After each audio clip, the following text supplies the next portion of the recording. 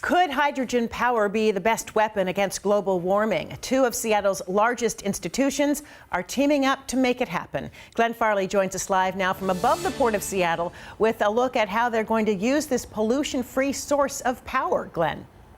Well, Joyce, think about it. You take water. What's in it? Hydrogen, oxygen. You break that apart with electricity. You can have hydrogen that can power all sorts of things, even putting electricity back on the grid, as you'll see.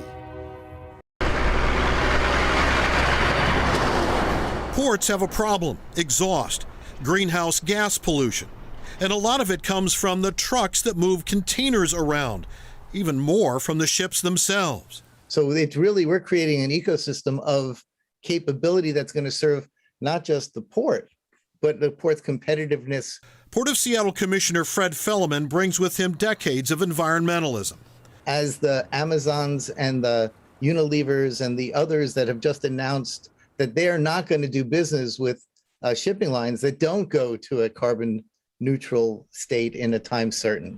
And now the Port of Seattle, Seattle City Light, the Pacific Northwest National Laboratory, and Sandia National Labs will work together to solve two problems: getting rid of vehicle pollution at the port and making our electrical system more resilient. It all centers around hydrogen. Not only for things like port operations, but ultimately for aviation potential uses. Hydrogen ferries are a thing out in Europe. It is a way for us to take, at times, resources which otherwise are subject to, solar or wind or whatever it is. Emeke Aniawu is City Light's Innovation and Resources Officer. In this animation from the Pacific Northwest National Laboratory, power goes to a hydrogen generator, which then puts the hydrogen in storage. Some of that hydrogen goes to fuel trucks and other port vehicles. They work on the ships. But then hydrogen could also power the ships and even convert it back into electricity and put back in the grid to run your lights and appliances. The approach is collaborative. I think it's really a question of adapting it to all the different uses. David Fujimoto is the port's senior environmental program manager. It's really key to be thinking about how do you size and design these things.